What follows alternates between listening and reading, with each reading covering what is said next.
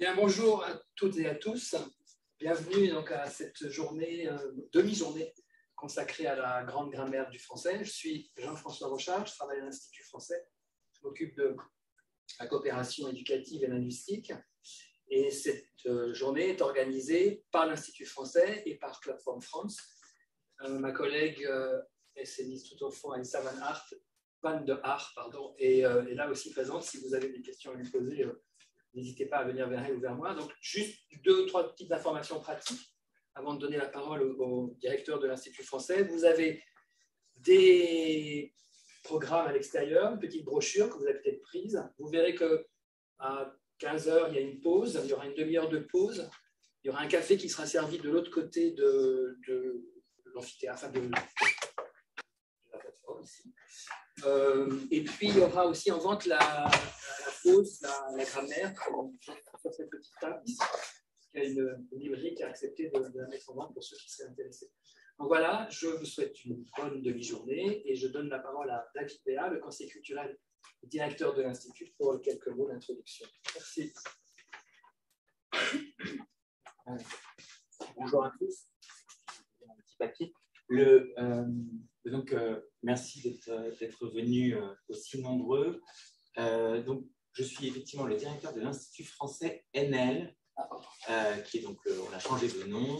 Juste pour que vous sachiez, l'Institut français avait avant une grande maison qui s'appelait la Maison Descartes, qui était à Amsterdam et qui n'existe plus. Et donc, désormais, nous sommes, comme Dutch Culture, un institut hors les murs qui travaille avec des partenaires néerlandais dans les musées, dans les universités, dans les écoles.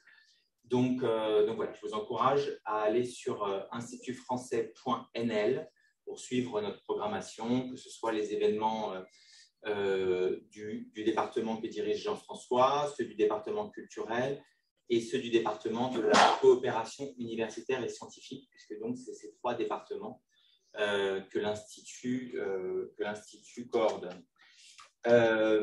Donc, nous sommes aujourd'hui réunis pour un événement, puisque ça arrive peut-être une fois par siècle, qui est donc la sortie de la grande grammaire de français. C'est un travail qui a pris 20 ans, qui a réuni 60 linguistes français, mais aussi étrangers, et notamment des linguistes qui travaillent aux Pays-Bas, au néerlandais, de 3 universités néerlandaises, l'université de Leiden, l'université d'Utrecht et l'université de Groningen. Et donc, ces 60 linguistes ont travaillé pendant ces 20 années pour avoir un aperçu exhaustif de là où en est le français contemporain, écrit et oral. Je comprends qu'il s'agit donc d'une grammaire descriptive et non pas une grammaire normative, c'est-à-dire qu'il s'agit de décrire le français contemporain tel qu'il est et non pas d'essayer d'avoir un angle particulier dans la manière dont ça est décrit. J'ai pu lire un petit peu et écouter des entretiens d'Anna Beyer qui va longuement vous expliquer tout ça aujourd'hui. Mais j'ai retenu notamment une phrase qui disait que ce qu'on appelle souvent les fautes de français, pour ceux qui ne sont pas natifs français et pour les français natifs aussi, on fait beaucoup de ce que beaucoup pensent être des fautes, et qu'en fait beaucoup de ces fautes sont en fait des variantes qui appartiennent au même système de la langue. C'est-à-dire que désormais, quand vous ferez des fautes de français, vous pourrez dire que ce ne sont pas des fautes, mais des variantes du français. C'est plus encourageant. Donc cette grande grammaire fait donc un état des lieux complet de la langue des langues françaises écrites et orales, puisqu'elle s'intéresse aussi au français parlé en dehors de France, dans ce qu'on appelle là où les francophonies, donc sans juger de ce qui est le bon usage ou le mauvais usage, mais simplement pour rendre compte. Donc il me revient également de vous donner juste un petit aperçu du programme de l'après-midi. Donc, on commencera par une introduction ou un exposé donc, de Benjamin Storm qui nous expliquera quels sont les usages et les pratiques linguistiques nouvelles, et qui reviendra sur l'histoire des grammaires françaises, c'est-à-dire ce qui a pu exister avant cet ouvrage monumental qui est donc la grande grammaire du français. Ensuite, donc, ce sera un entretien entre Jenny Dotius de l'Université de Leiden et Anna Bélier, qui est donc venue de France pour présenter cette grande grammaire. Et puis ensuite, on reviendra sur l'histoire des publications des grammaires françaises et néerlandaises. D'ailleurs, je n'ai pas dit que cette grande grammaire du français est vraiment une nouveauté. Ça existe dans d'autres langues, notamment en Italie, pour l'italien, pour l'espagnol, mais ça n'existait pas pour le français contemporain. Donc, c'est vraiment une nouveauté. Et donc, la troisième intervention de Alissa van der Haar reviendra sur cette histoire des grammaires françaises et néerlandaises. Et puis, ensuite, il y aura une partie professionnelle à la fin de l'après-midi avec 2 ateliers réservés aux professeurs de français pour voir comment on peut utiliser cette grande grammaire dans les cours de français langue étrangère. Donc, nous sommes très heureux de pouvoir donc, vous accueillir ici cet après-midi. Et donc, je voudrais remercier en particulier Plateforme France pour l'aide et la collaboration pour l'organisation de cette journée. Et donc, tous les intervenants, Benjamin Storm, Bert Lebrun, Janine Berns, Marie Stephens, Jenny Dotius et bien sûr Anna Bélier. Donc, je vais donner la parole à Benjamin Storm. La parole est à vous. Merci beaucoup.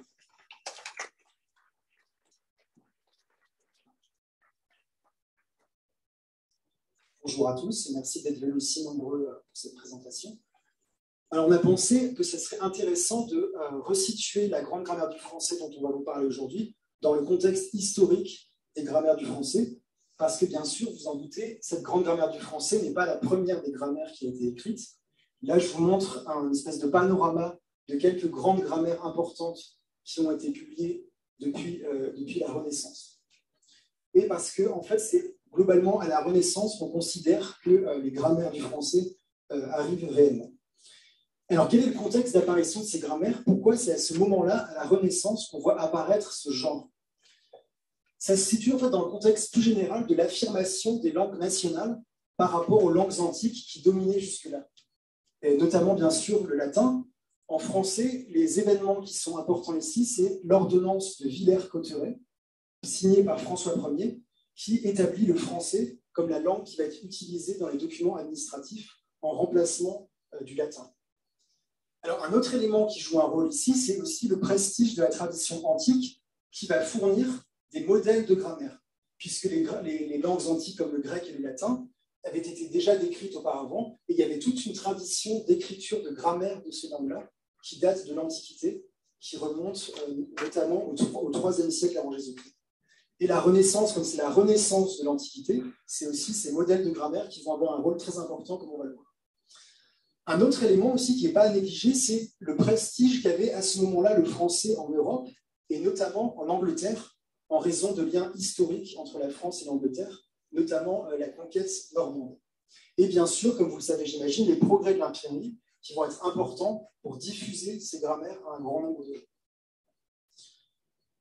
Alors, quand on regarde l'histoire des grammaires, c'est intéressant de voir que la première qui est notée pour son importance, c'est cette grammaire qui s'appelle l'esclaircissement de la langue française. Donc, c'est comme ça qu'on prononçait à l'époque. On dirait aujourd'hui l'éclaircissement de la langue française. C'est une grammaire en fait, qui s'adresse à des apprenants étrangers du français. Donc, quand on regarde l'histoire des grammaires, c'est celle-là qui ressort. Donc, une grammaire qui vise à enseigner le français, la bonne façon de parler le français à des anglophones. Et donc, comme je vous le disais, à l'époque, c'est plutôt le français qui a un statut plus important par rapport à l'anglais. Et là, je vous ai mis une petite citation qui est connue de John Florio, qui nous dit que l'anglais est une langue qui vous servira en Angleterre, mais passée d'ouvre, elle ne vaut rien. Okay, donc, vous voyez que la situation s'est complètement renversée ici. À l'époque, le français avait un statut plus important. Maintenant, bien sûr, c'est l'anglais. Et donc, vous voyez ici, je vous ai mis la fin de la grammaire. Ainsi se termine l'éclaircissement de la langue française, qui est si nécessaire pour tous ceux qui veulent apprendre à parler français correctement. Et cette idée de parler français correctement, elle va être très importante dans l'histoire des grammaires, notamment à la Renaissance. C'est ce qu'on voit avec la deuxième fonction qu'ont les grammaires à l'époque, après un outil d'enseignement de la langue, un outil de standardisation de la langue. Et là, par exemple, je vous mets un extrait d'une autre grammaire importante de la Renaissance, qui est de Pierre de la Ramée, qui nous dit que, il parle de ses prédécesseurs. Donc, dès qu'on écrit une grammaire à cette époque, on fait la liste de tous les gens qui nous ont précédés.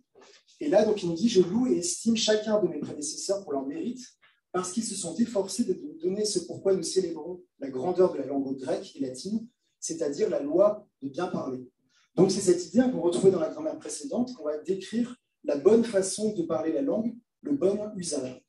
Et vous voyez, ce qui est très important ici, c'est aussi la mise en valeur de la grandeur de la langue grecque et de la langue latine. Donc, ce sont les langues très prestigieuses de l'époque. Et l'idée, c'est qu'il faut que le français, qui est une langue encore mineure, puisqu'elle n'est pas utilisée dans les documents administratifs, dans les documents scientifiques, il faut qu'elle atteigne le même prestige que ces langues-là.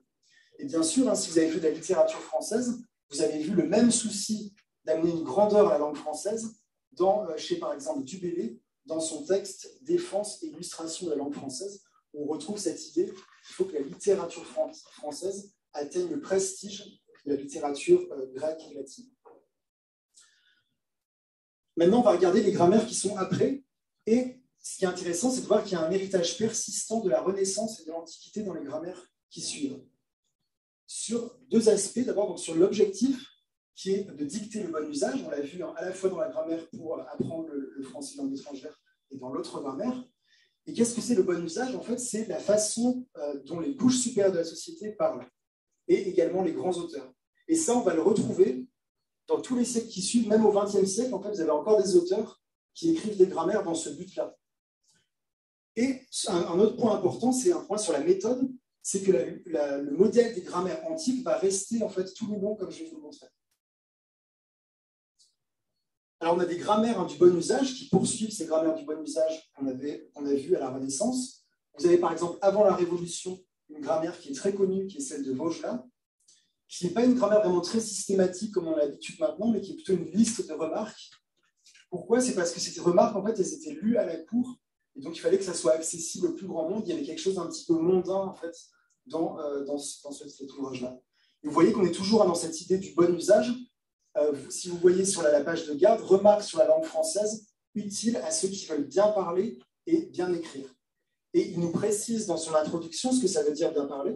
C'est la façon de parler de la plus saine partie de la cour, conformément à la façon d'écrire de la plus saine partie des auteurs du temps. Donc on a ces deux éléments, la langue de la cour et puis la langue des auteurs. Ce qui est intéressant, c'est de voir qu'après la Révolution, quand on se débarrasse de la royauté, ce but, il reste dans les grammaires, même s'il change un petit peu d'objectif. Donc, vous voyez ça, par exemple, avec Becherel, la grammaire nationale. On a toujours cette idée, si vous regardez en dessous, le sous-titre, la grammaire nationale, c'est la grammaire de la nation française. C'est quoi? C'est en fait la grammaire de Voltaire, de Racine, de Bossuet, donc la grammaire encore des grands auteurs. Donc, on passe de la royauté à quelque chose qui est plus influencé par la République, mais on reste en fait sur cette idée d'une grammaire qui doit décrire le bon usage, donc la façon de parler des couches supérieures. Vous voyez un ouvrage éminemment classique destiné à dévoiler le mécanisme et le génie de la langue française. On est encore dans cette idée qu'il faut dresser un monument à la langue française. Sur le deuxième point dont je parlais, qui est la persistance des catégories de la grammaire traditionnelle, ça c'est quelque chose qu'on voit et qui n'a pas été abandonné.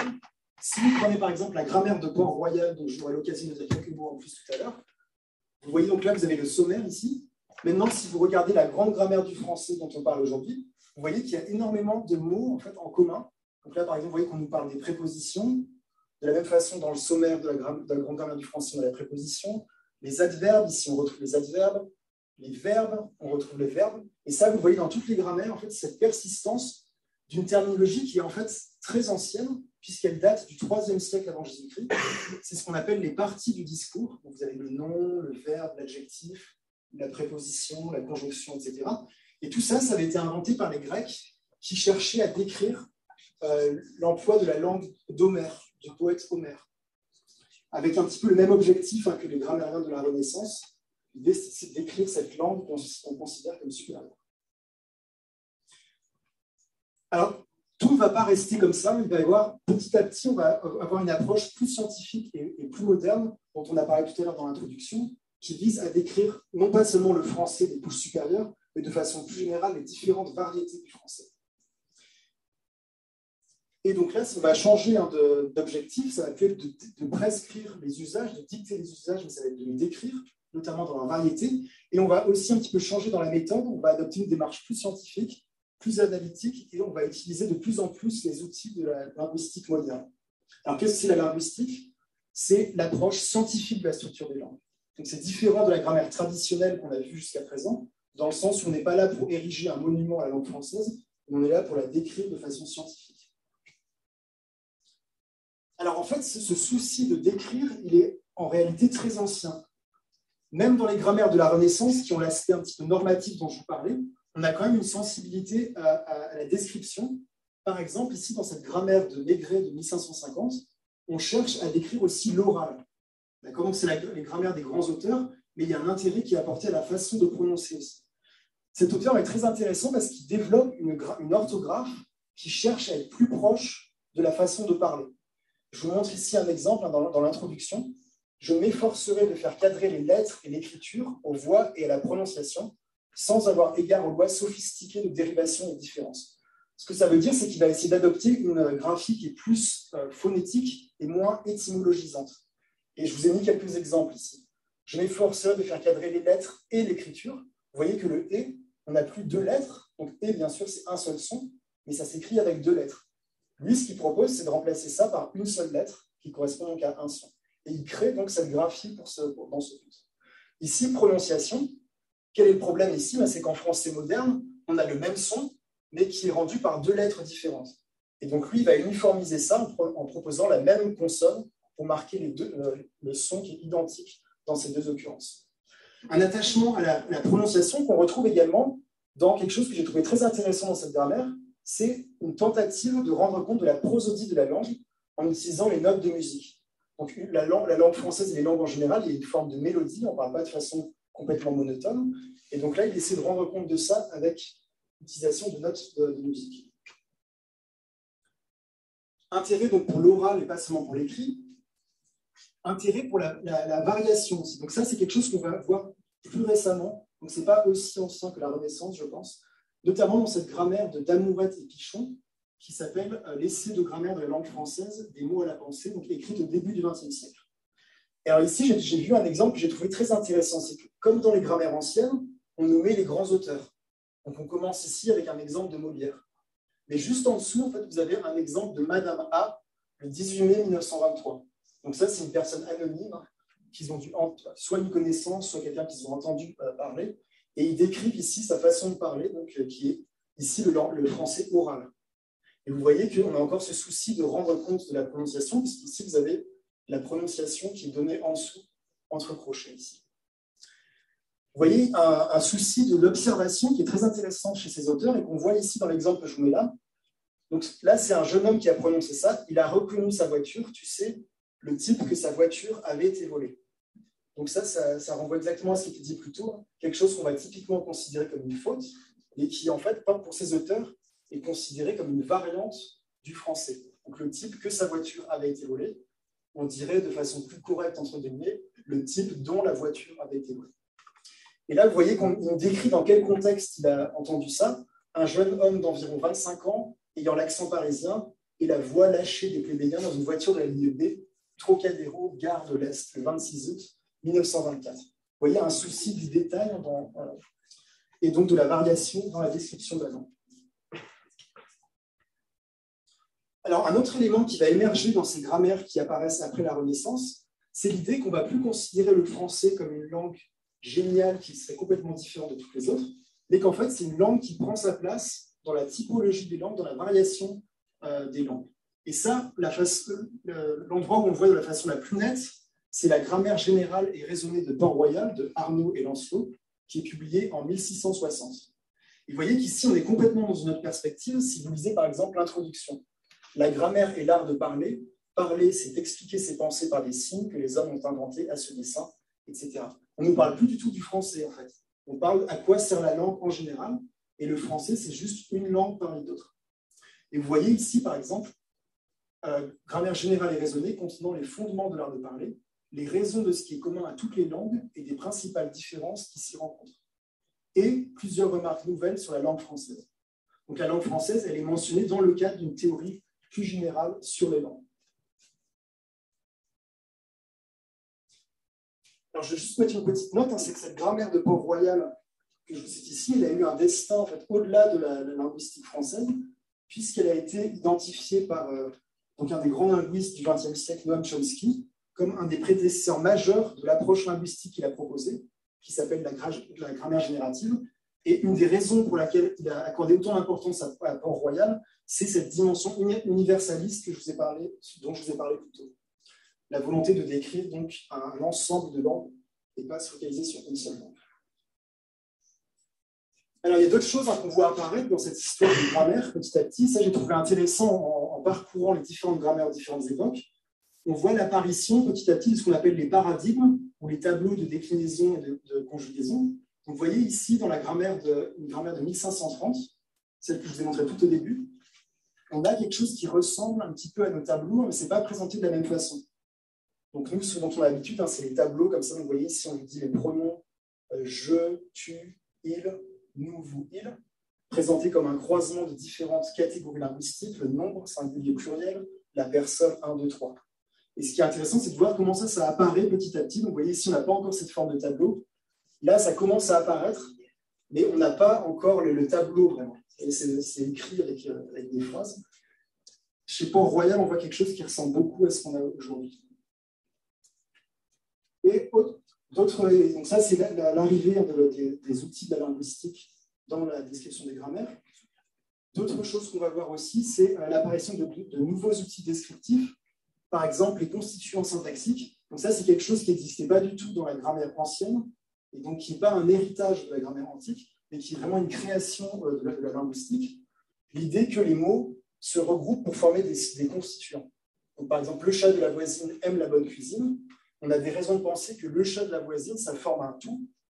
Et donc, on peut le regrouper comme ce qu'on appelle un constituant ou un syntagme. Et vous avez ces structures arborescentes. Et donc là, c'est un exemple qui vient d'une autre grammaire du français qui date de 1994. Et donc, bien sûr, aujourd'hui, la grande grammaire du français, qui reprend en fait tous ces aspects dont j'ai parlé jusqu'à présent, à savoir l'utilisation de données variées. On a vu ça avec la personne qui décrivait la façon de parler dans le métro.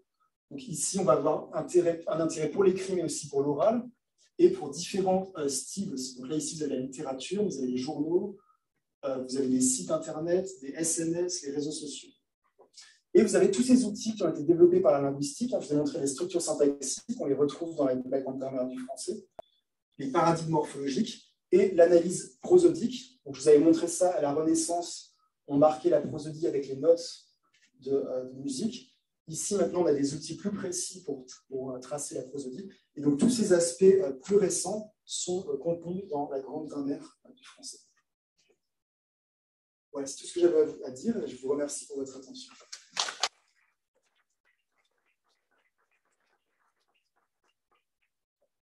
Merci beaucoup, Benjamin. On vous installe une petite échelle, une table, comment vous préférez. Alissa, on met juste des questions. Des questions à Benjamin. Pardon, j'ai été trop vite. Déroulé. Pas de questions? Merci. Donc, juste 2 minutes de pause pour vous installer, Yenny et Anne. J'ai oublié de mentionner tout à l'heure, il y a des enseignants qui ont besoin d'un certificat de présence. Donc, si vous voulez inscrire votre nom sur cette feuille, Alissa a vos coordonnées, on fera le certificat et on vous l'enverra par mail. Donc, je vous fais passer ce papier parmi vous. Je vois une dame qui... Voilà. Est-ce que quelqu'un peut...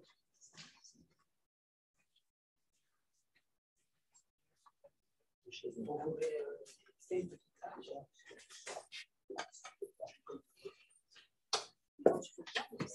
Il y a une petite table ou pas? Ça a besoin. Oui, oui, mais je peux prendre le temps. D'accord, mais si je peux pas, c'est bon. On peut prendre celle-là. Ça aussi, c'est pas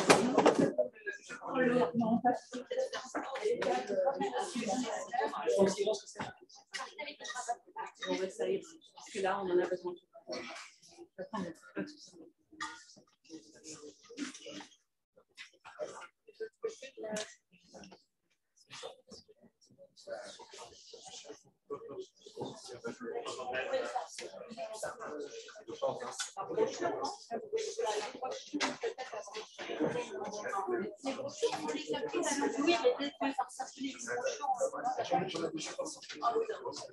Comme ça, on va pouvoir poser la gravure. Oui, on peut mettre le livre. Ah ben voilà, c'est mieux.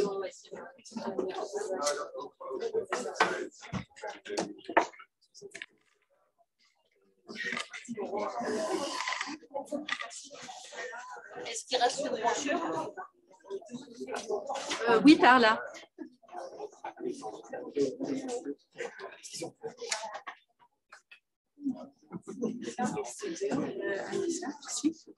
Tot 35 uur in principe. Ja, is dat oké? Ja, kijk maar gewoon. Ja. Heb je nog niks gehoord? Nee, ik heb hem volgens mij. Ja,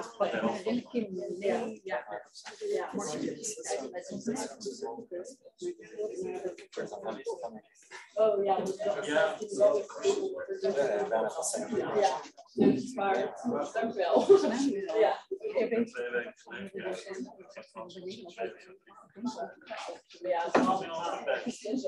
Maar zijn Oké, super. Non, il n'y a pas Ouais. On referme la porte.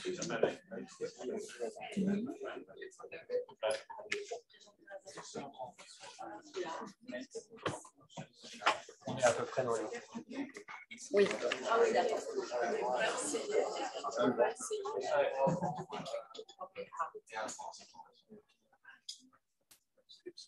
Alors, bonjour. C'est avec beaucoup de plaisir que nous recevons aujourd'hui Anna Bélier, ici à Leyde, pour cet après-midi consacré à la grande grammaire du français et que tu as co-dirigé avec Daniel Godard et qui a paru donc, il y a 1 an à peu près chez Actes-Sud. Avant de parler un peu plus de la grammaire, on va en discuter ou bien je vais te faire raconter des choses sur le processus qui a mené à cette grande grammaire. J'aimerais bien te présenter à vous tous. Donc, Anna Bélier est professeure à l'Université Paris-Cité et elle est une linguiste particulièrement active.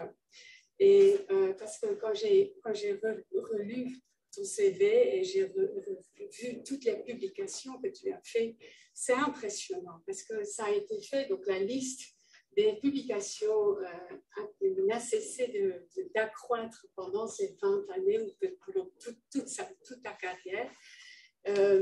Aussi, pendant toute cette période pendant laquelle la grande grammaire, il y a les 2 volumes, a été créé. Donc, c'est un travail énorme et bon, c'est quelque chose qui est très impressionnant. On voit 2 linguistes qui travaillent en même temps parce qu'en fait, tout ce travail-là, ça demande aussi beaucoup de temps. Ce qui m'a frappé aussi, c'est la diversité des sujets. Donc, je vais juste mentionner quelques exemples. Donc, il y a des articles sur les adverbes dans le créole mauricien. Il y a un projet sur la typologie des structures elliptiques. C'est un tout autre sujet. Donc, il y a beaucoup de publications sur les groupes nominaux, les syntaxes nominaux. Il y a sur l'ordre des mots dans les relatives et aussi sur l'actif et le passif. Donc, il y a tellement de sujets différents qui sont traités dans les divers articles et œuvres que tu as fait, que c'est vraiment impressionnant aussi. Et je crois aussi que c'est ça qui t'a permis aussi de faire quelque chose comme la grande grammaire. Alors nous nous sommes rencontrés pendant un autre projet, c'était le projet PIX, que j'aimerais bien aussi mentionner ici, avec ce petit livre par comparaison à la grande grammaire. Donc c'est un livre qui est beaucoup moins, qui n'est pas si long que ça, mais qui nous a bien occupés pendant ce projet PIX, qui était une collaboration entre des chercheurs d'universités françaises et françaises et des chercheurs ici au Pays-Bas, des linguistes néerlandais. Et donc, on a fait un Handbook of French Semantics, donc on parle uniquement de la sémantique ici, mais pendant toute cette période, on s'est rencontrés parce que je crois qu'on était dans le même groupe qui s'occupait des groupes nominaux, des adverbes, oui, c'était les adverbes de quantité sur lesquels on a travaillé ensemble. Alors, ce projet était donc il y a plusieurs personnes qui ont collaboré dans ce projet-là, qui ont aussi participé à la grande grammaire du français, et c'était donc un projet de longue haleine. Et je me rappelle encore vaguement, donc je crois que vous avez commencé, toi et Daniel Godard, vous avez commencé en 2002, si je me trompe, et je me rappelle encore vaguement qu'il y a eu des rencontres avec des groupes. Je me rappelle une rencontre à Anvers avec des gens qui sont maintenant depuis longtemps à la retraite. Et donc, ce que j'aimerais bien savoir, si tu pourrais dire un peu plus sur le début de cette grande entreprise de la grammaire, de la grande grammaire de la langue française. Merci Yémi pour cette introduction. Merci à tous et à toutes d'être venus cet après-midi. Donc effectivement, c'est un projet qui a été long et avec plusieurs phases. Au départ, en 2002, c'est une commande du CNRS qui avait à l'époque quelque chose qui s'appelait Fédération de la langue française et qui partait du constat, donc comme l'a dit Benjamin, que était publié au début du XXe siècle, à la fin du XXe siècle ou au début du XXIe siècle, de grandes grammaires rédigées, enfin en plusieurs volumes, rédigées par des équipes universitaires, donc vraiment modernes, pour la plupart des langues européennes, l'italien, l'espagnol, le catalan, le néerlandais, l'anglais évidemment, et rien pour le français, alors que grosse communauté linguistique en France et hors de France travaille sur le français depuis longtemps, constitue des corpus, des bureaux. Donc, ce qui manquait vraiment, c'était un regroupement ou une synthèse. Et on s'est lancé dans l'aventure. Donc, on était des linguistes de Paris 7, ça s'appelait à l'époque, donc à Jussieu, et des collègues de Nanterre, donc avec Annie Delago et Françoise Gadet, qui sont associés au projet également. Et il y avait cette idée un peu centrée sur la syntaxe, mais la syntaxe et ses interfaces, par exemple, avec la sémantique ou le discours, c'est le sémantique et le discours qu'il est question dans le livre franco-néerlandais, et aussi de variations. C'est pour ça qu'on avait Françoise Gadet, parce que dès qu'on parle de l'oral, on sait qu'on a différentes façons de s'exprimer à l'oral, suivant les situations, en fait, enfin, suivant la classe sociale, mais aussi suivant les situations. Même un académicien ne prend pas la même façon à ses pairs et dans sa salle de bain,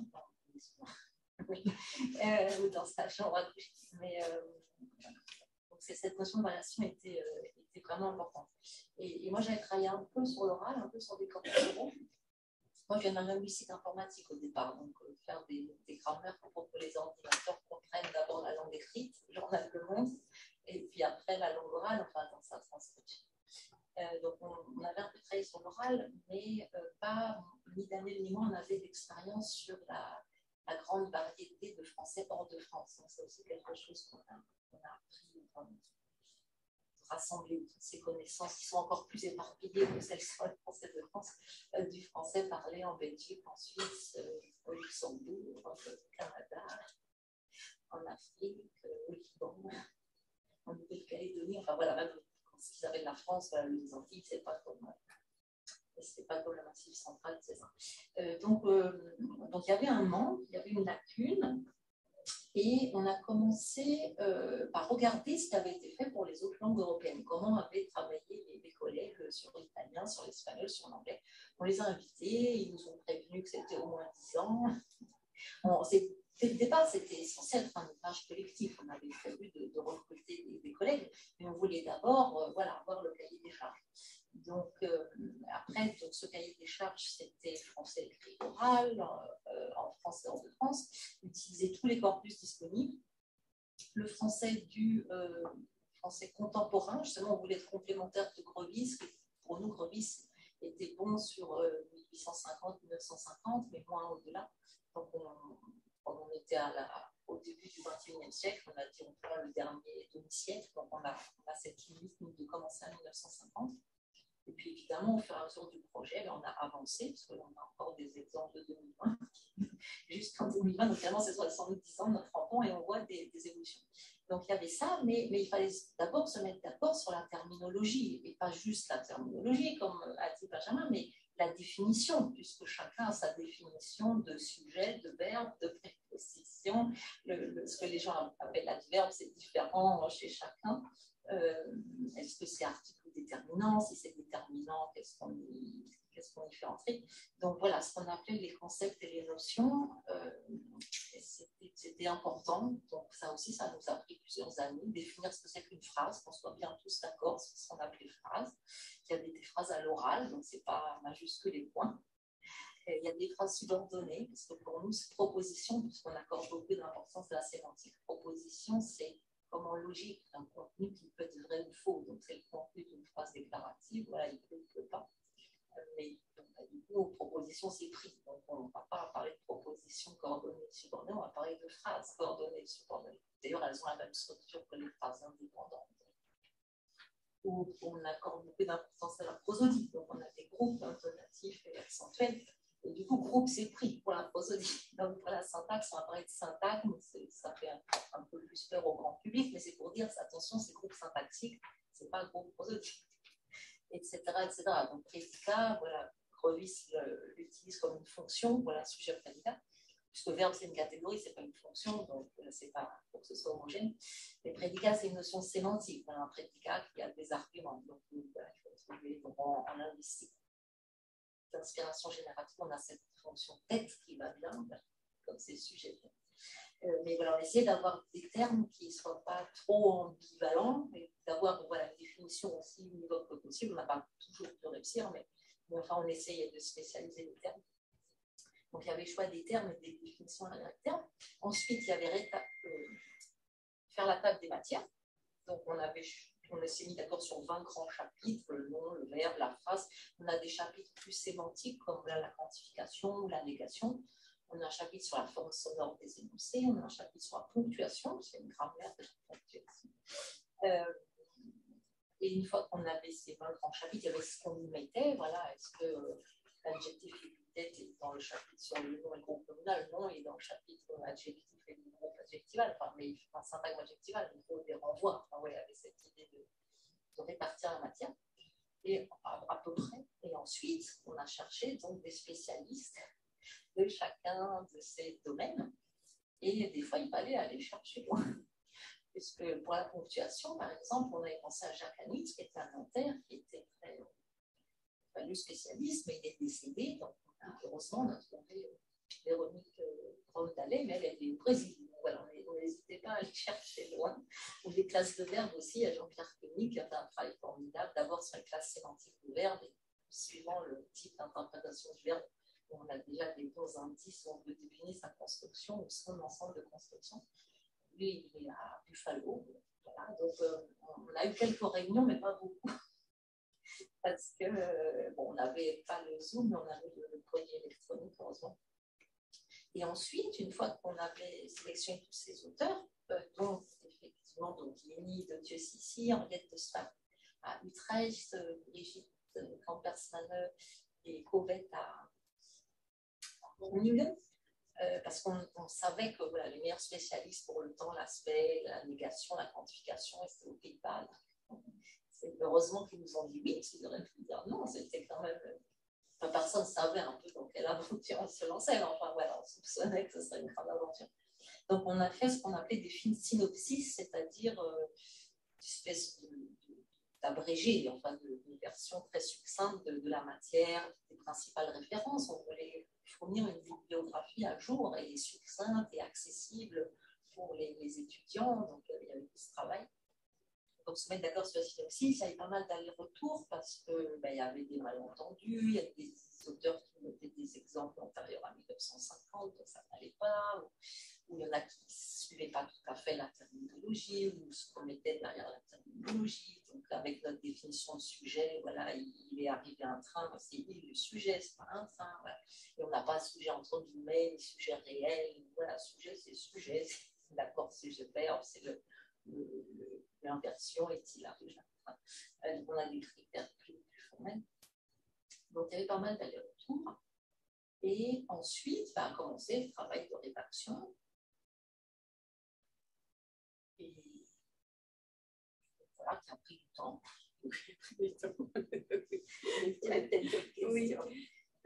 Oui, je voulais savoir s'il y a des choix spécifiques que vous avez dû faire qui étaient parfois difficiles ou aussi des buts que vous vouliez atteindre qui étaient peut-être plus difficiles à atteindre.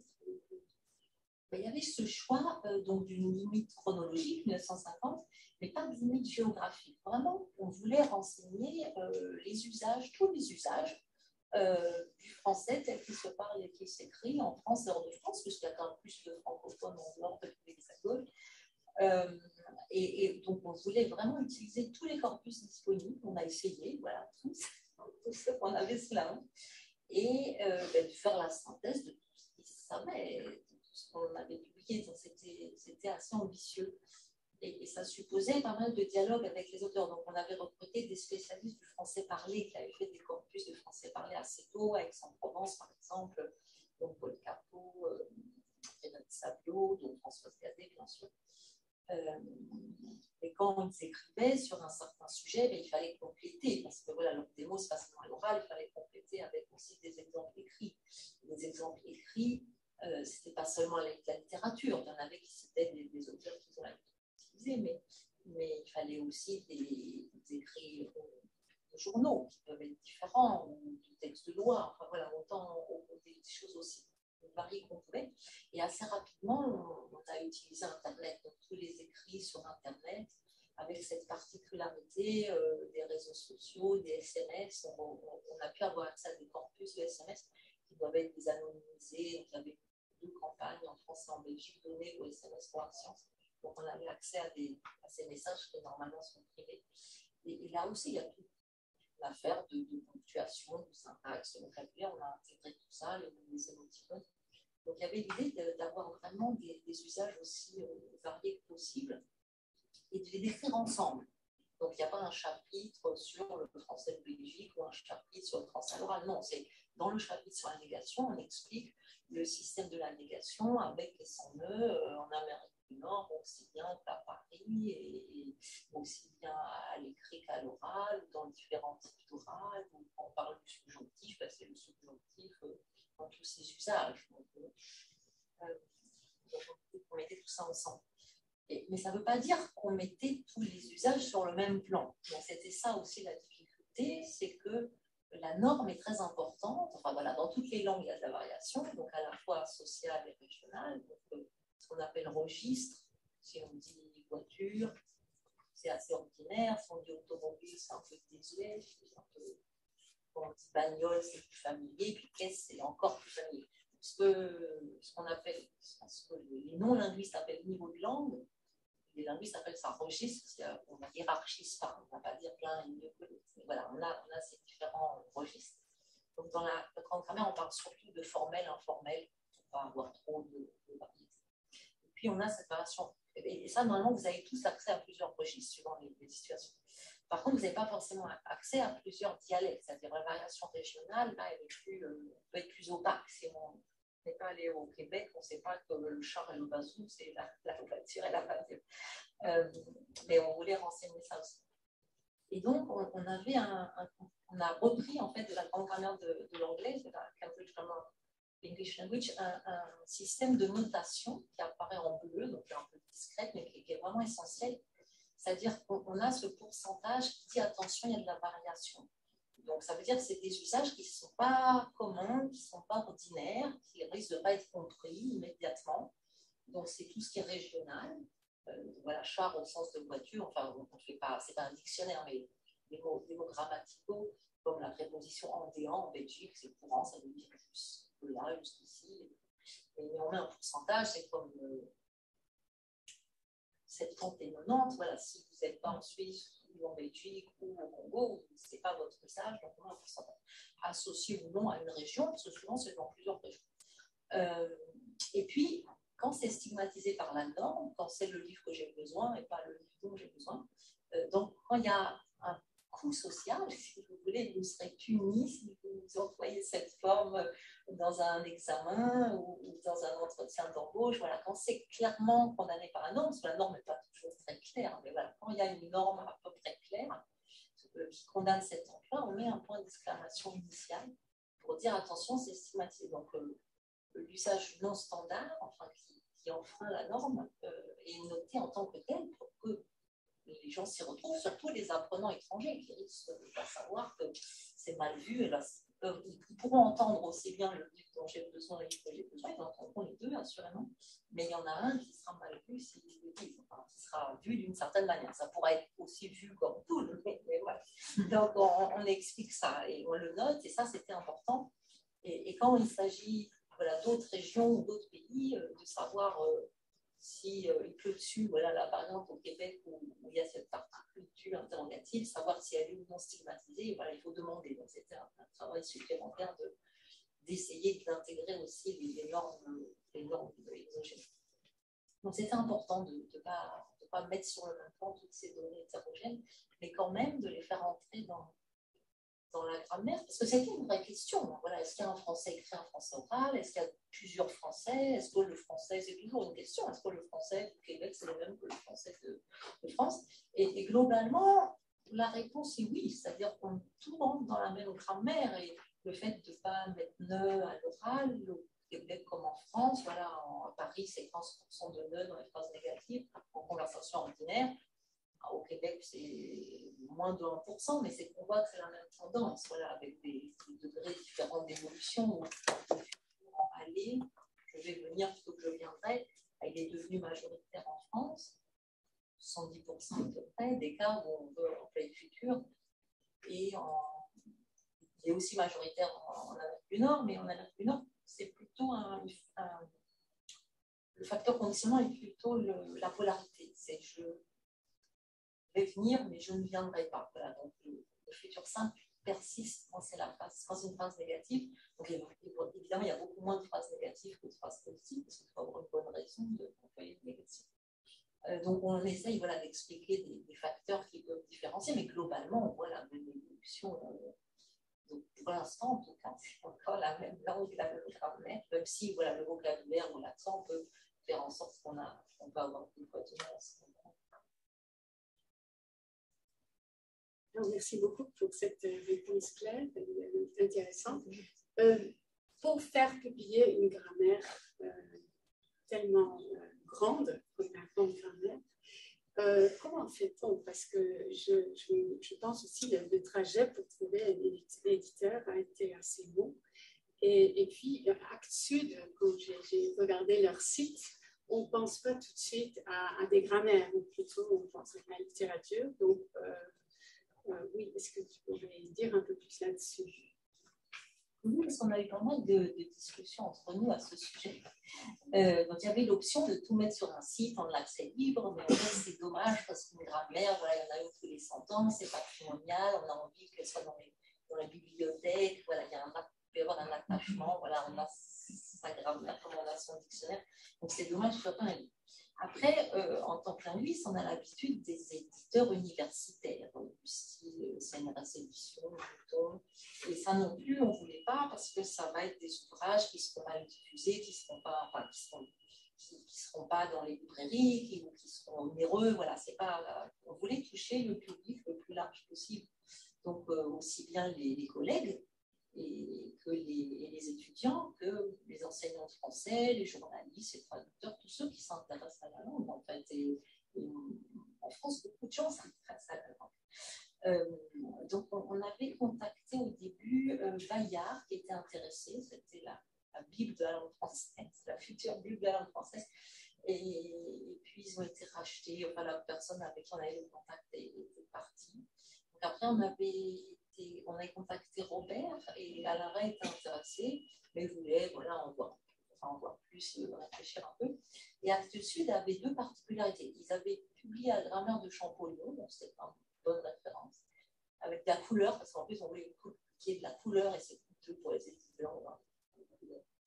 Et justement, pour tous ces petits signes qu'on voulait mettre en bleu, comme dans la grammaire de la et puis, on voulait mettre en retrait, donc bleuter aussi les passages plus spécialisés, parce qu'on voulait deux niveaux de lecture. Voilà, que le spécialiste de linguistique retrouve les références essentielles, les justifications des analyses, mais que le grand public puisse sauter tout ça facilement.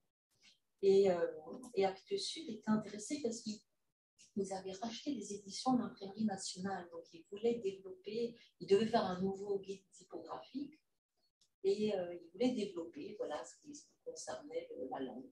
Ils se sont lancés dans l'aventure, et c'était en 2011, et on pensait que voilà, en 2-3 ans, on aurait fini. Et on a eu la chance de vraiment travailler en étroite collaboration avec une éditrice, en fait, une femme dont c'est le métier, qui a tout lu, qui nous a dit non, mais voilà, il y a quelques chapitres, mais vraiment pas beaucoup, qui sont très bien, mais le reste, c'est pas écrit, c'est trop difficile, c'est un peu jargonneux, vous ne pourriez pas écrire tout ça. Et on s'est mis, et on a recruté Antoine Gauthier, qui était à la Sorbonne, qui avait une approche plus littéraire des choses, et on s'est mis à tout réécrire. Voilà la durée du projet, toute la durée du projet. Et on est passé de 2000 à 3000 pages, parce qu'au départ, c'était conçu comme un volume, un peu comme Grovis. Mais grâce à cette éditrice, on a ajouté des tableaux, on a ajouté des encadrés, on grisait au début de chaque section. Si vous voulez juste lire l'essentiel, vous avez quelques lignes. Peut-être on le montrera tout à l'heure. Un glossaire pour tous nos termes, des fiches, donc, on espère utile aux enseignants. Un gros index, voilà, c'est toute la durée du projet. Et parallèlement, parce qu'on était vraiment,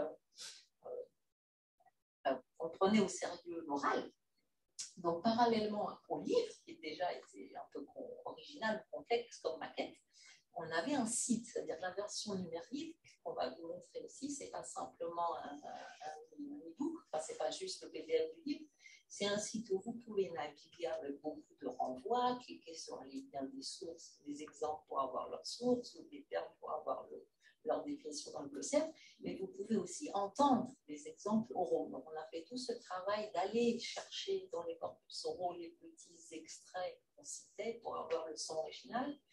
Quand il n'était pas disponible, que c'était des exemples qu'on avait ajoutés ensuite, on a enregistré avec des professionnels. Et tous ces échantillons sonores, vous pouvez les entendre. Parce qu'effectivement, quand on vous dit ce qui est important là, c'est l'intonation montante, c'est mieux si vous l'entendez. Ou si on dit là, il y a une liaison, c'est mieux si on l'entend.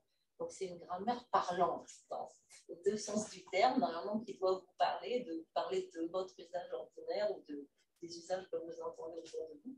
Et puis, vous entendez des voix.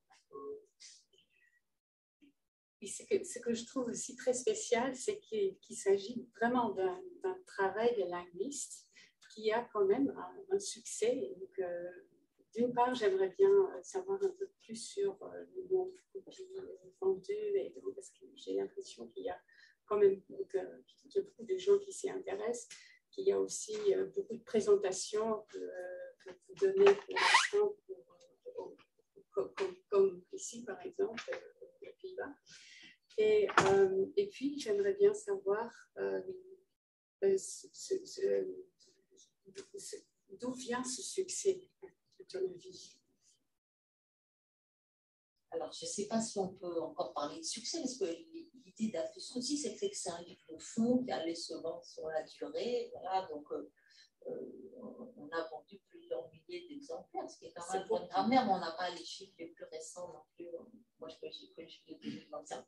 Mais c'est sûr qu'il y a eu beaucoup. Il y a aussi un service de presse qui est très professionnel. Mais c'est vrai qu'il y a eu beaucoup d'intérêt au départ en France et puis maintenant hors de France, parce qu'on a été invité en Suisse, là je reviens du Canada, je suis allée 2 fois en Belgique, l'Académie royale de Belgique est plus réceptive que l'Académie française, je dois dire.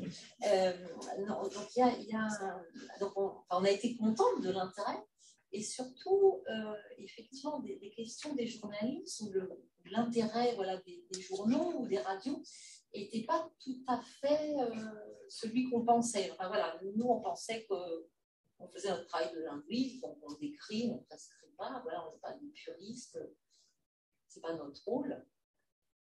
Mais c'est ça qui intéressait en fait, je crois, les journalistes. Le fait qu'on ne blâmait pas tel ou tel usage.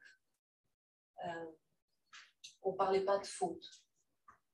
On ne parle pas de faute. On peut parler d'erreur, voilà, ça peut être une erreur d'un apprenant ou un lapsus, mais on ne parle pas de faute, parce que la faute, c'est culpabilisant.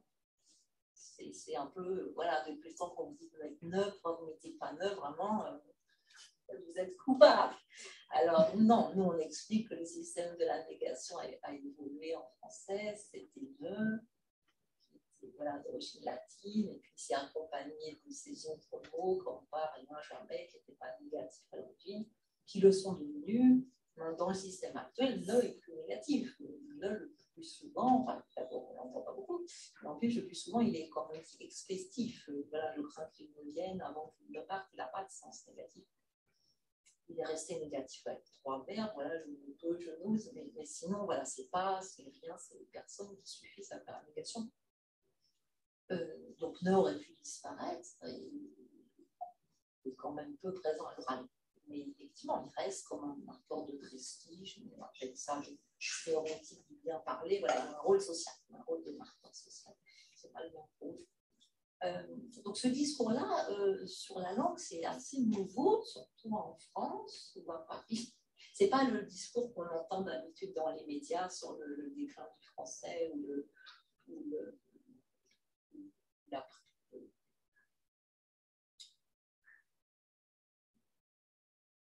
défense du français. Donc, on s'est aperçu, enfin, on le disait, mais on ne l'avait pas senti à ce point-là, voilà, qu'on essayait ou on espérait répondre à ce sentiment d'insécurité linguistique qui se comprend quand on est dans un pays à majorité anglophone et qu'on est une poignée à parler français, mais cette même insécurité linguistique, voilà, qu'on peut avoir à Ottawa ou au Nouveau-Brunswick, on l'a à Paris. On l'entend des jeunes dont c'est la langue maternelle qui ont tout le temps parlé, écrit en français, dire ah non, moi je suis mauvais en français, je ne sais pas parler, je ne sais pas écrire, parce qu'on leur met comme modèle, comme idéal, voilà, la langue de Molière, enfin une vision idéalisée de la langue de Molière. Donc quand on va voir la langue de Molière, ce n'était pas ni l'orthographe actuelle, ni les règles actuelles, il n'accordait pas le participe passé. Donc voilà, répondre à ce sentiment d'insécurité linguistique et expliquer que dans toutes les langues, il y a de la variation et que voilà, on a des accents différents, on utilise des vocabulaires différents et de fait, on utilise des constructions différentes. Donc c'est plutôt une bonne nouvelle qu'on ait au moins 3 ou 4 façons de poser une question en français. Voilà, tu viens, est-ce que tu viens, viens-tu Viens-tu, c'est devenu un peu désuet. Donc, si la seule règle de l'interrogatif, c'est d'inverser le sujet, ça ne correspond pas à l'usage actuel. Donc, ça on espère. Enfin, ça, c'est ce que des enseignants nous rapportent comme bonne nouvelle, de pouvoir faire le lien entre le français des élèves qui, ma foi, parlent beaucoup et écrivent beaucoup, surtout sur les réseaux sociaux, mais qui, effectivement, n'écrivent pas le français normé des écrivains qu'ils ont étudiés. Et puis, la langue des écrivains, et leur montrer. Souvent, la littérature actuelle joue en plus avec plusieurs usages, mais montrer que la même grammaire ou des variantes des mêmes règles peuvent rendre compte de la diversité des usages, mais qui ne sont pas coupables s'ils mettent comment au lieu de comme dans les interrogatifs. Ça fait longtemps qu'il y a comment. Alors, effectivement, comment peut être aussi interrogatif, comme le plus spécialisé pour l'exclamatif. Mais voilà, ça fait longtemps que ces usages coexistent et il y a des bonnes raisons parce qu'ils ne sont pas tout à fait équivalents. quand on nous dit qu'on est de gauche, qu'on est inclusif, qu'on est bienveillant, qu'on a toutes sortes d'épithètes auxquelles on ne se serait pas attendu, parce que c'est vraiment le travail ordinaire du linguiste, d'avoir une vision objective des choses. Voilà, comme le biologiste, on ne va pas écarter les cellules qui sont moches, qui sont grosses, qui sont rouges. Non, non, il étudie ces cellules toutes. Donc ça nous semblait assez banal, et en fait, ça n'est pas, parce que voilà, les discours de la langue sont toujours traversés de politiques sociologiques. Oui, peut-être pour continuer dans ce même sens, parce qu'il y a cet autre grammaire du français très connu, c'est le bon usage. Peut-être tu pourrais dire un peu plus explicitement quelles sont les différences entre les deux. Donc ça va aussi dans le sens de ce que tu viens de dire. Mais, alors, Grovis écrit le bon usage en 1936, il est tout seul. Donc, nous, on était 60 quand même. Et puis après, c'est Gousse qui l'a aidé, qui a suivi pour la mise à jour. Donc, c'est un ouvrage qui date un peu et il y a un malentendu parce que Grovis veut promouvoir un bon usage, mais il y a un corpus essentiellement littéraire, en fait, d'écrivains, voilà, 19e, 20e, mais montre quand même comment les écrivains prennent beaucoup de liberté avec les règles. Et donc, des fois, il a des commentaires que ce n'est pas recommandable, mais enfin, il montre quand même qu'il y a une grande richesse en fait, d'exemples chez Grovis. Et on voulait vraiment être complémentaires, justement, parce qu'on n'a pas de. On ne se limite pas à la littérature, mais justement, on prend la littérature après 1950 pour être complémentaire.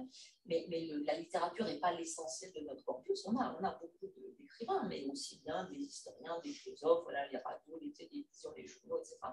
Donc, il y a plus de français non normés, non littéraires, que chez Grovis ou d'autres. Et il y a surtout le français hors d'Europe, parce que Grovis étant belge, voilà, il y a des belgicismes, quelques helvétismes, donc il décrit assez bien le français d'Europe, mais parle très peu du Canada ou de l'Afrique. Voilà, donc ce français non normé, enfin moins littéraire, oral, et on prend ça au sérieux la matière ici, et hors d'Europe, voilà, hors de France, hors d'Europe, ça c'est puis c'est collectif.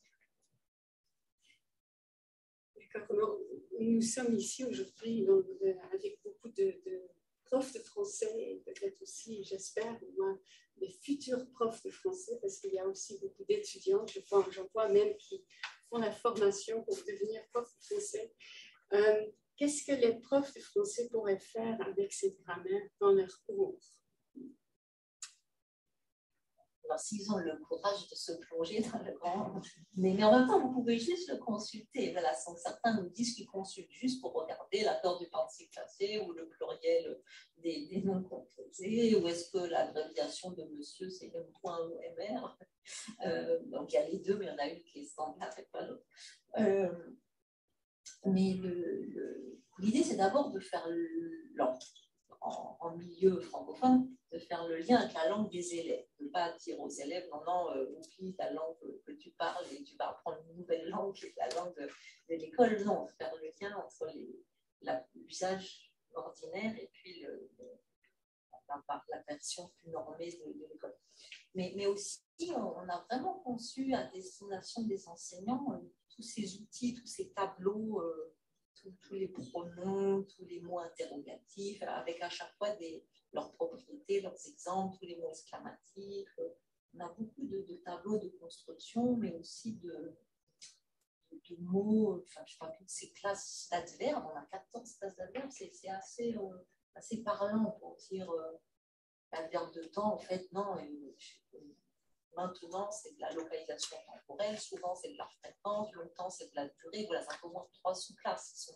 Ils ne sont pas tout à fait les mêmes propriétés, les mêmes positions, pas le même sens. Donc, on a beaucoup affiné les notions sémantiques de ce point de vue-là. Ça doit aider normalement à l'enseignement de la langue.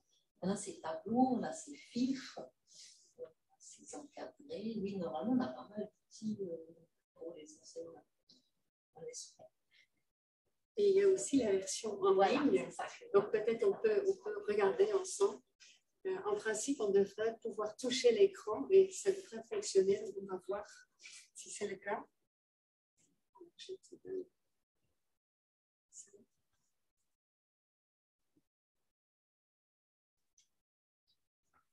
là, c'est l'adjectif. Donc, c'est là, ça, c'est un encadré. On peut vous montrer ça. Voilà. C'est un adjectif, donc c'est un encadré qui résume. Pardon, bah voilà. Qu'est-ce qu'on sait? Il y avait un bon, tant pis, c'est pas.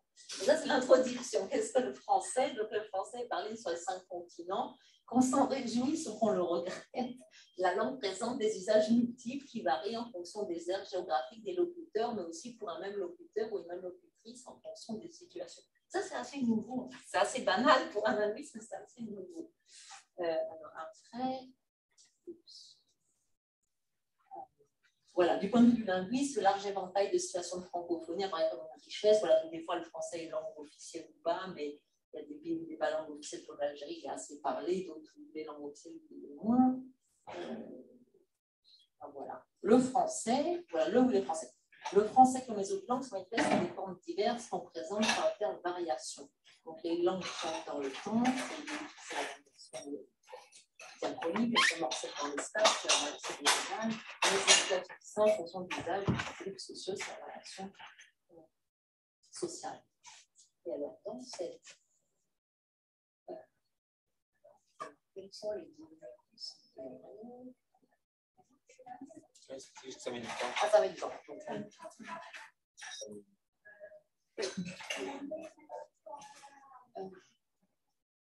Voilà les deux types d'exemples. Il y a des exemples qui ne sont pas sourcés parce qu'ils sont tellement banals. Voilà, il pleut, il fait beau, c'est vrai. Est-ce que tu viens à la réunion? Oui, alors est-ce qu'on va l'entendre? Parce que pour les dialogues, on les a enregistrés. Est-ce que tu viens à la réunion? Oui.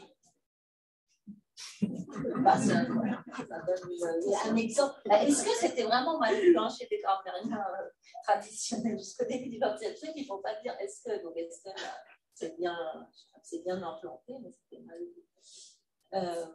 Donc là, ça montre des exemples variés. Voilà, Twitter, Arnaud, Le Monde, 3 types d'écrits assez différents. Donc là, ça parle de la notation des exemples. Comme je vous disais, on ne les met pas sur le même plan, on met ce pourcentage, on met ce point d'exclamation. Donc ça, c'est des sources, donc des sources variées, écriturales. Ça, Benjamin va vous montrer.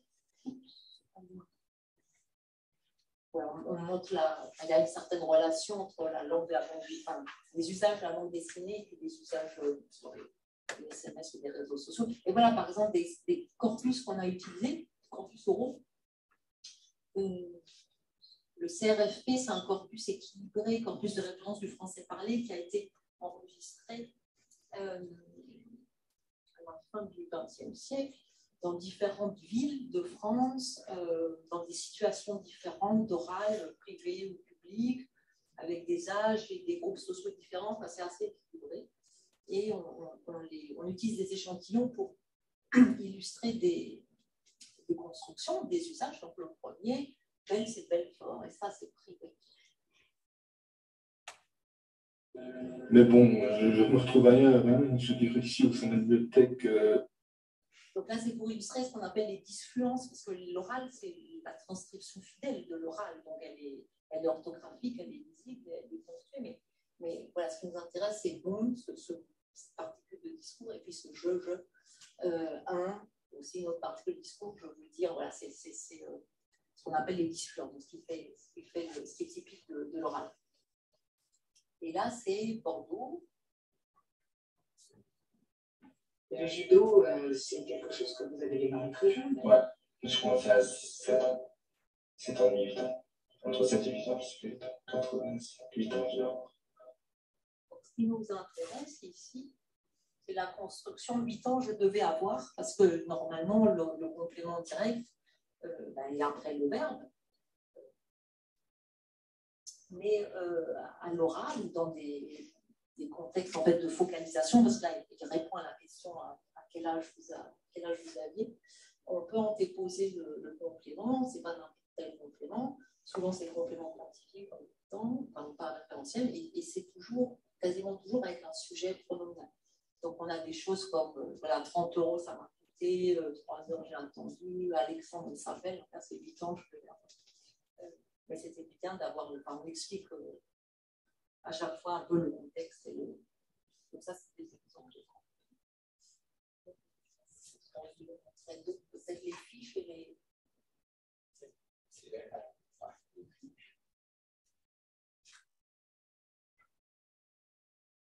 Est-ce qu'il y a une fiche que vous voulez? Quelqu'un veut jeter la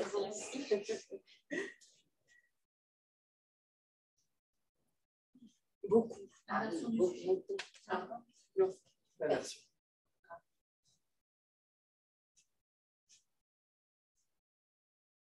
Alors, beaucoup, c'est un adverbe. Parce qu'il y a des on essaye de simplifier un peu. C'est des fois, dans le grammaire, on va vous dire ah, mais beaucoup, c'est un pronom, beaucoup sont venus, mais, ou c'est un déterminant, beaucoup de non. Beaucoup, c'est toujours un adverbe. On essaye de, si c'est un mot qui a un sens, voilà, d'avoir une catégorie. Donc, c'est un adverbe de haut degré qui a plusieurs interprétations. Donc, il a travaillé dessus. Beaucoup souffrir, c'est l'intensité. Beaucoup d'amis. Donc, là, c'est cette construction adverbe plus deux. Et il n'y a pas seulement beaucoup, il y en a plein qui rentrent dans cette catégorie-là. Infiniment de, énormément de, vachement de, trop de, plus de, etc. Enfin, c'est tout un type de construction. Beaucoup d'amis. Et ce n'est pas une bonne idée de coller beaucoup de comme un mot, parce qu'on peut les séparer. J'ai beaucoup d'amis, mais j'ai beaucoup vu d'amis. Voilà, on peut séparer ce beaucoup et ce deux. C'est la même chose. Passe un. Ça signifie aussi la fréquence, sortir beaucoup. C'est souvent, en fait. Dormir beaucoup, plutôt la durée. Enfin, voilà, il peut y avoir plusieurs sens, mais enfin, il reste plutôt la durée. Et donc, on explique voilà, les différents usages. Comme beaucoup d'adverbes, on dit que malgré son nom adverbe, on a gardé l'appellation traditionnelle, mais un adverbe ne se combine pas qu'avec un verbe. Beaucoup, comme beaucoup d'autres adverbes, se combinent aussi bien avec d'autres catégories, comme beaucoup plus, voilà, avec un autre adverbe, beaucoup plus. Qu'est-ce qu'il y a d'autre? Non, c'est tout. Donc, c'est voilà. Et donc, il y a des renvois, je pense qu'on peut cliquer dessus. Des renvois à d'autres fiches, à des sections aussi. Il y a des sections. Il y avait aussi quelqu'un qui voulait savoir plus sur le futur. Inversion du sujet. Inversion. Je voulais juste montrer le glossaire. Voilà, c'est un verbe. On ne le définit pas comme qui se combine avec un verbe. On dit que c'est une catégorie, donc associé à un mot, catégorie lexicale, un variable, souvent en fonction ajout, donc c'est la fonction générale, des modifieurs. Et pour nous, un des critères, c'est qu'il puisse être entre auxiliaire et participe passé. C'est l'inversion du sujet, je pense. C'est ça?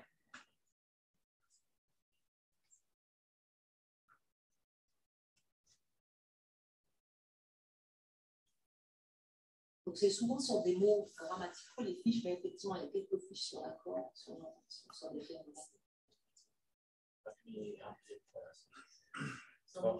Non, ça m'enligne pas. Ah oui. Ah, voilà. Alors, on distingue, voilà, dans les grammaires, souvent on parle d'inversion nominale ou pronominale.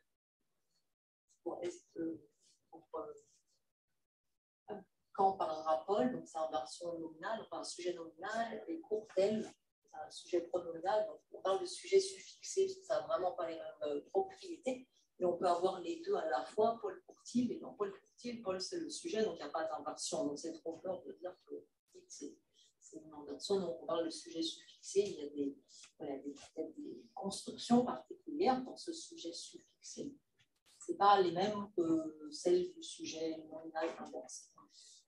Donc, on a les différents contextes où c'est possible. Je ne sais pas qu'est-ce que vous vouliez voir. On dit quelque chose qui n'est pas dit non plus dans les grammaires habituellement, je ne sais pas où c'est. C'est que l'accord ne se fait pas tout à fait pareil. En fait, donc on prend l'inversion au sens où c'est bien le sujet nominal qui doit être avant le verbe. Voilà, les enfants vont l'entendre. On dit que le verbe s'accorde dans le nom avec le sujet inversé, donc on voit les enfants, pas on va, mais il reste à la troisième personne. Donc c'est un endroit où ne vont que Marie et toi, alors donc vont c'est troisième personne, alors que ce serait Marie et toi aller dans cet endroit, d'accord? Donc il y a ce blocage de l'accord en personne, et c'est pour ça qu'on dit que ce sujet inversé partage certaines propriétés avec le complément. Du justement, il peut être introduit par deux, par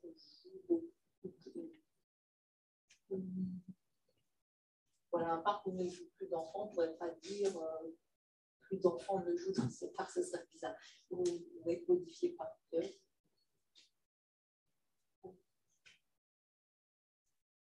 Et puis après, il y a plusieurs types de. Enfin, on peut distinguer de plusieurs types d'inversions. Vous vous intéressez à quelque chose de particulier sur l'inversion? Non, je vais simplement.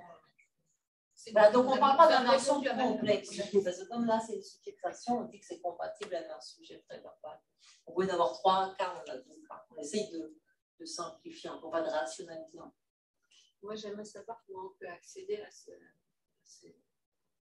à la version numérique. Ah, ben c'est accessible gratuitement, voilà, pour 15 jours d'essai. Et après, on va vous proposer de vous abonner, et c'est 39 € par an. D'accord.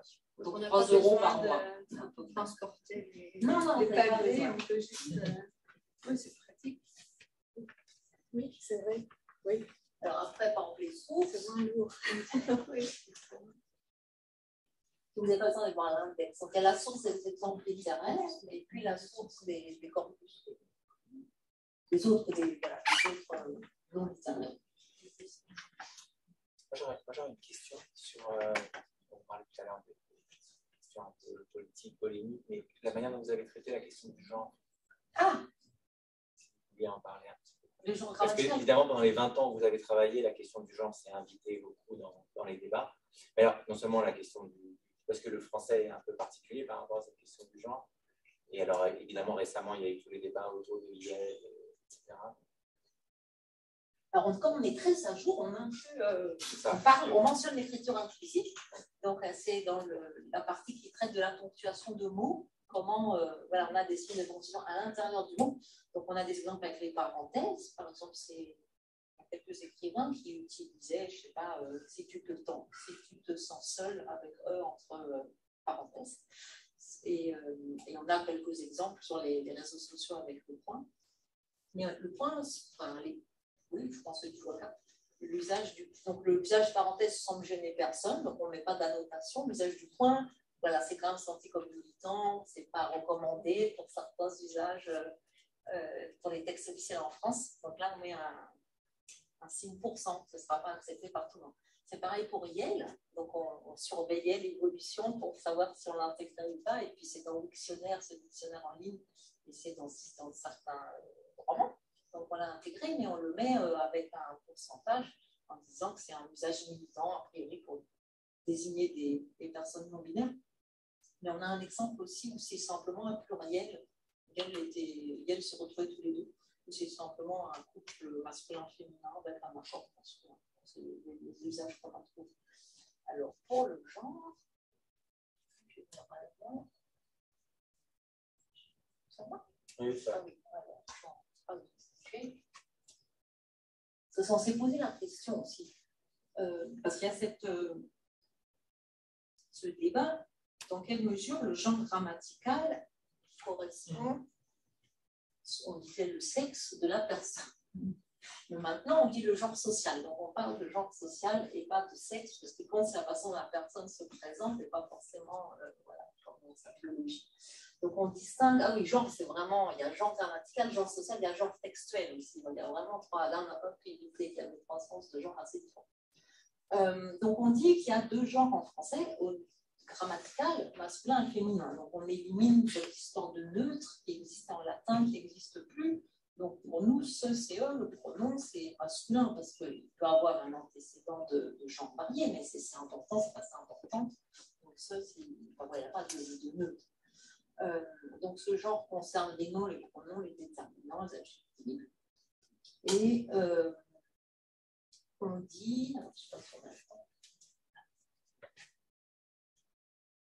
Donc, on a des tableaux, par exemple, sur la flexion en genre des adjectifs. On s'aperçoit que le tiers des adjectifs, à peu près, parce qu'on a des grandes bases lexicales, donc la base lexique, le tiers des adjectifs a la même forme au féminin et au masculin, genre facile, formidable, magnifique, il y en a qu'un tiers à l'écrit, et à l'oral, c'est les 2 tiers. Donc, c'est quand même la situation majoritaire, jolie, net, Donc, on n'entend pas tellement cet accord en genre, en fait, tellement. Pour le parti passé, c'était encore pire, parce que, enfin, sans pire, c'est encore plus, peut-être encore mieux, je sais pas aussi comment on le voit, mais des parties passées dont on entend le féminin à l'oral, la sueur avec aide, c'est mort, c'est tout, mais c'est un peu un adjectif. Et ceux qui se conjuguent avec avoir, premier groupe non, hein, manger, deuxième groupe non, fini. Donc c'est quelques verbes du troisième groupe, dites, faites, mais voilà, on en compte une trentaine, donc on entend plus, quasiment plus. Voilà, la formation, le genre et le nom.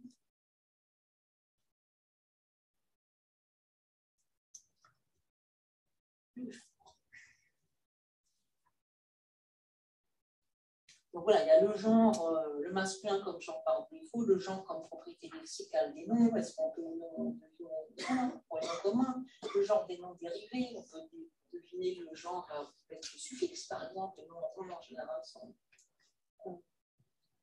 féminins, les genres mâles sont plutôt masculins, le genre des noms complexes, le genre des noms inanimés, bah, ils ont un genre, est-ce qu'on dit voilà, certaines régularités se dégagent liées à la présence à suffixe. Pour les noms animés, donc il y a les humains, les animaux, la tendance est à faire coïncider le genre grammatical et le genre social, même si de nombreux noms ont un genre fixe. Donc ça, c'est en train d'évoluer. Voilà, un témoin, je crois que maintenant on dit une témoin, mais une victime, je crois qu'on ne dit pas un victime. Voilà, et on parle de la féminisation des noms de métiers, ça on en parle. On dit en quoi le genre masculin est par défaut, par exemple, quand c'est l'accord pour un verbe ou quand c'est une mention.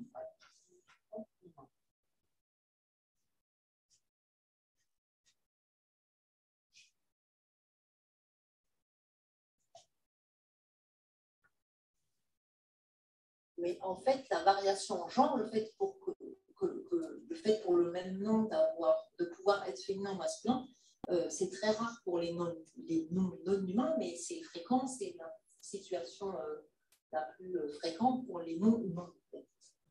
Et il y a une évolution dans le lexique. Donc là, c'est par exemple quelque chose en retrait, parce que c'est plus pointu. Et ça montre l'évolution entre un dictionnaire de 92 et un dictionnaire de 2016. Donc en 92, pour les noms humains, c'est pas pareil que les autres noms. Les autres noms, ça va être un voile, une voile, mais ça ne veut pas dire pareil. Donc c'est vraiment rare qu'on puisse avoir la variation en genre. Donc déjà en 92, on avait 54% des noms humains qui pouvaient avoir les deux genres, soit avec la même forme, un artiste, soit avec deux formes, boulanger, boulangère. Et ça a augmenté un peu. Enfin, en 2016, voilà, c'était pas ça, c'est à peu près pareil. Mais par contre, la part des noms uniquement féminins, comme mère ou fille ou sœur, était très basse, 6% par rapport au masculin, 40%. Elle a un peu augmenté en 2016, à 13%. Et donc, les noms à genre variable, voilà, on peut distinguer ceux pour la même forme, c'est juste l'article qui fait la différence entre un ou une adulte. Voilà, ceux en is. Ah oui, il y a tout le phénomène des troncations ou des formes en verlan. Voilà, comme prof ou ado, ça a les deux genres. Il n'y a pas de. Voilà, les différentes façons de faire le féminin. Le féminin des métiers. Bon, c'est assez développé, voilà, suivant que le genre de l'individu, le genre social coïncide ou non avec le genre de nom. Et voilà, la féminisation et le nom de métier qui était plus avancée au Québec. Les trois façons de faire le féminin. Après, il y a le genre des noms d'animaux et des noms de plantes. C'est fruits et légumes. Enfin, c'est assez détaillé. Ouais, on va, comme disait Vini, on va dans un grand niveau de détails humoristiques. Oui. D'autres questions, peut-être? Oui. Oui, on peut écouter la prononciation. Comment ça se fait dans le vrai dictionnaire? Excusez-moi, ce n'est pas un dictionnaire. Oh, pardon. C'est pas organisé par ordre alphabétique. Dans la grande gare. Dans la version, vous ne l'avez pas fait juste circuler, on a une notation phonétique. Par exemple, quand on dit tout, TOUT, voilà, dans quel cas il se prononce tout. Non, en France, c'est au Québec qu'on prononce tout. Mais tous, TES, voilà, et des fois on prononce tous, des fois on prononce tout. Voilà, tous les enfants ne prononcent pas le S, mais ils sont tous venus au prononce S. Donc là, on le met en transcription phonétique. Et pour la mélodie, on a la courbe mélodique, comme montrait Benjamin. On explique et on a une notation. Mais voilà, c'est mieux de pouvoir. Dans ce chapitre, je crois pas qu'on ait, enfin, dans cette partie-là, je ne crois pas qu'on ait d'exemples au gros.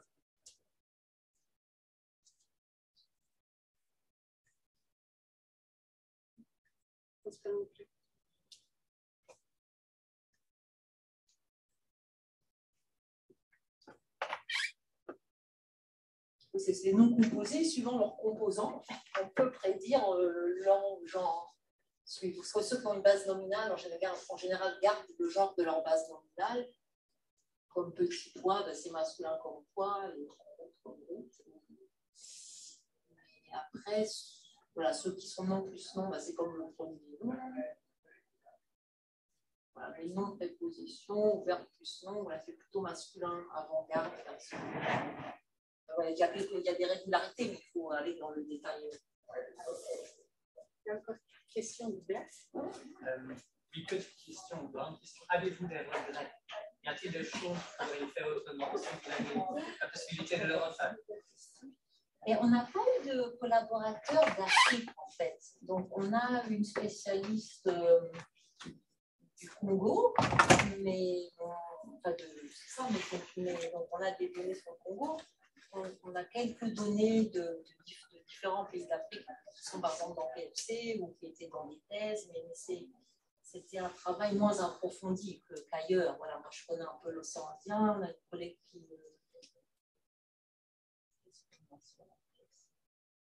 Oui, on n'a pas beaucoup de données sur le français d'Afrique. Ça, c'est quelque chose qu'à l'avenir, si se constitue des corpus, on a plus de collaboration, c'est quelque chose qu'on pourrait développer. J'ose pas la poser cette question. Vous parlez de collaboration. Est-ce que vous avez un retour de l'Académie française? Est-ce qu'ils ont lu votre ouvrage avec intérêt? Alors, celui l'a envoyé à différentes personnes. Et il y a deux académiciens, enfin un académicien et une académicienne qui m'ont répondu, qui ont manifesté beaucoup d'enthousiasme. Vous pouvez peut-être deviner lesquels. C'est Eric Orsena. Ah, d'accord. Et Barbara Cassin. Ah oui. Ouais. Mais après, on n'avait pas envoyé à tout le monde. On n'a pas eu